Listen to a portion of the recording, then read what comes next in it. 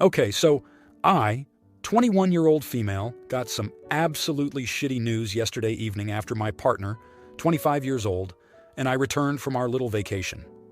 Yesterday evening, I asked for advice regarding processing it and the legal side, but now that it's had more time to compute, I'm thinking about the moral side, and I'm concerned about how I plan to act. Our landlord, in her 40s, female, lives in the house with us and owns it. We have the bottom floor as our apartment, and she has the top floor with her partner, in his 40s, male.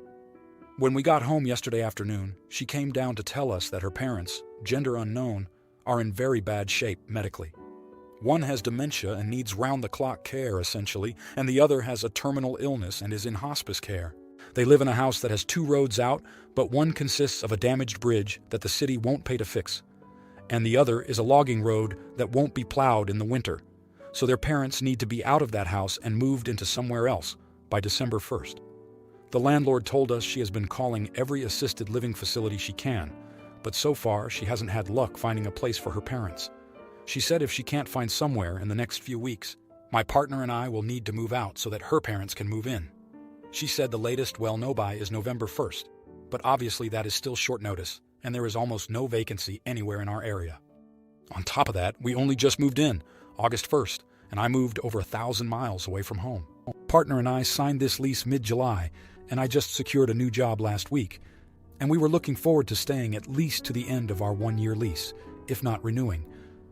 Honestly, this apartment is perfect for us. We're already in love with it and have spent money on some small renter-friendly renovations, and we have it fully furnished now. We're almost completely unpacked, and I was just about to finally sort my wardrobe. Now we're stressed, and my partner doesn't even want to finish unpacking, since the landlord said there's a roughly 30% chance at this point that she will need us to give up the space to her parents. I understand she's in a tight spot, but I'm already here and invested, and I have a lease. I want to stand my ground and have been looking into resources in case it comes to that. But would I be an idiot if I did? Edit. There is a section in the lease regarding eviction. It states the landlord may evict tenants for failure to pay rent, engaging in illegal activities, or failing to comply with terms of the lease. No pets, no subletting, no permanent renovation. That is all.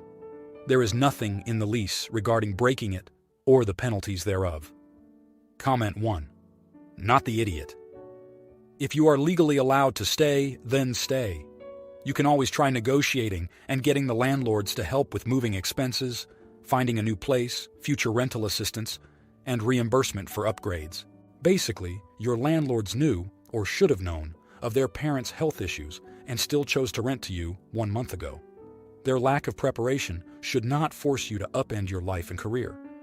There are plenty of free medical, social work, state, and federal resources that can assist them in this situation.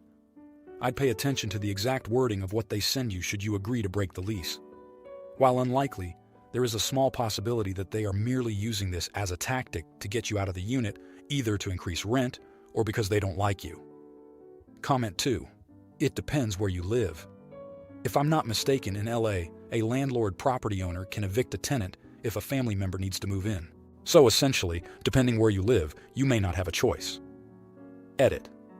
You're in Vermont, so while the above doesn't apply, the landlord only has to give you notice of what's happening, and they can terminate the lease agreement. Try our legal, but as I understand it, you don't have any legal ground to stand on. You're the idiot if you try to force the issue. I doubt your landlord wants this outcome, but T happens, and she is already in a terrible situation. If you drag this out in court or something, good luck finding another place with an eviction and all of this on your record. Comment 3. You're the idiot. Ask for moving costs, security deposit back, and 2 months' money equal to market rate rent, aka FU inconvenience money to vacate. Then be a decent human being and move out. Yeah, it sucks, but you're being an idiot.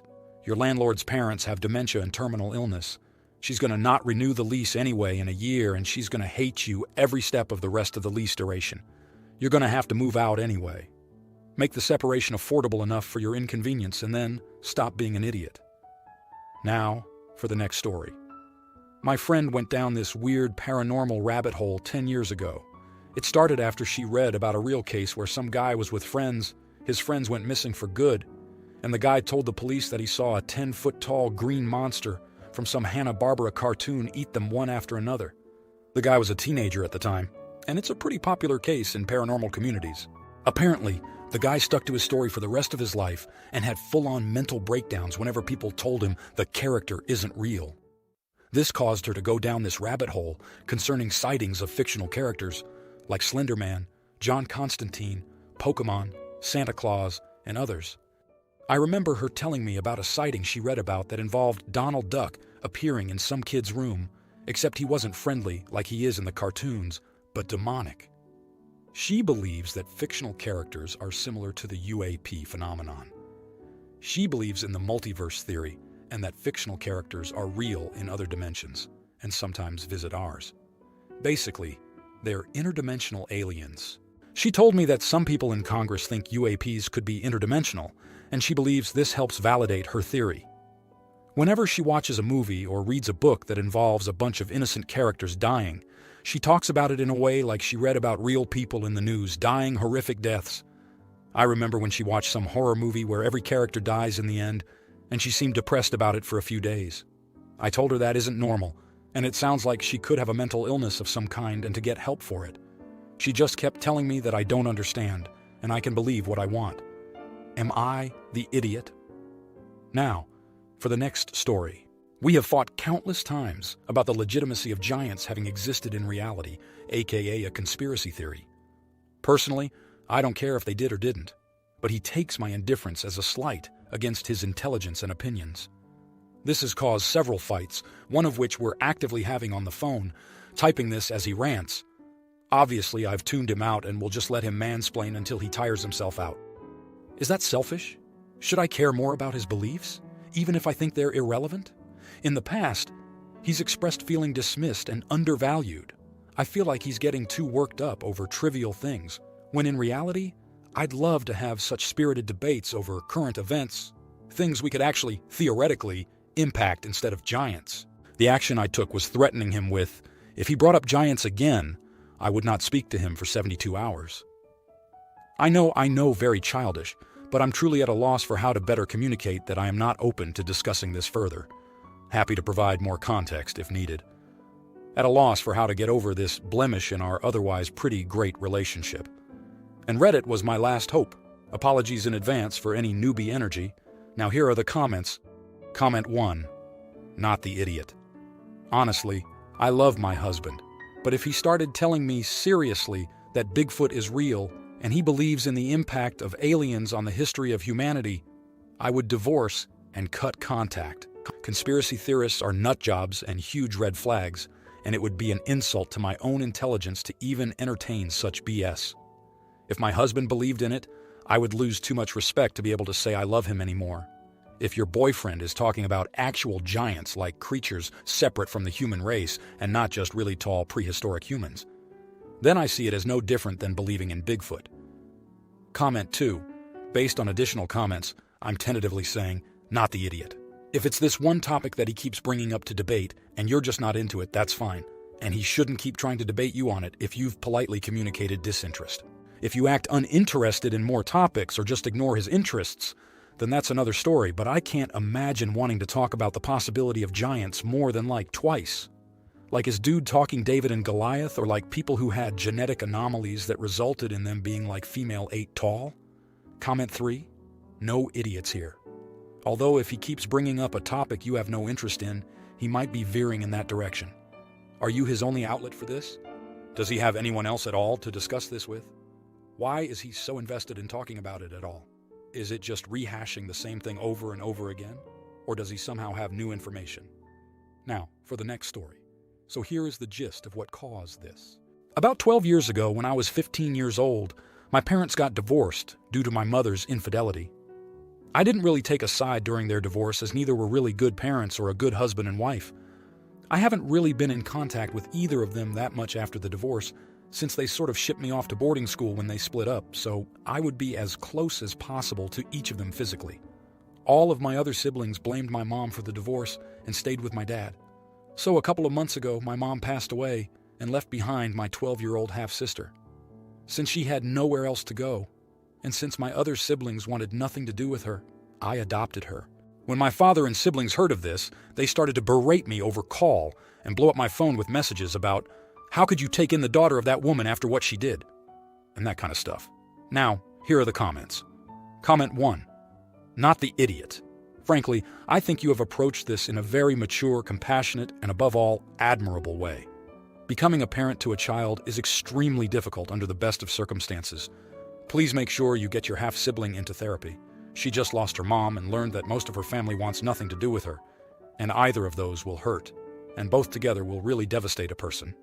As far as your family goes, feel free to use their beliefs, like their religious beliefs, to shame them. How they are acting towards you and this girl is really vile, and you should remind them of their lack of charity, lack of humanity, and general lack of character for condemning the child for the sins of the parent. Comment 2. Not the idiot one. This is your family. You have every right to have a relationship with them. 2. This is a 12-year-old child who is in no way responsible for your mother's infidelity. 3. Your mother was still your mother in spite of being unfaithful 12 years ago.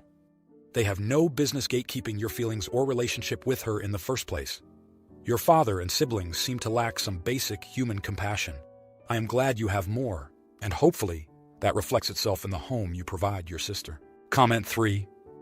Because the daughter is not at fault for the actions of her parents.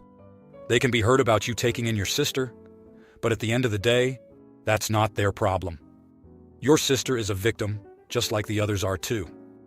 Sorry for the current problems you're in, OP. You're a good sister, and not the idiot. Now, for the next story. I, 31-year-old female, am getting married at the end of the month to my fiancé.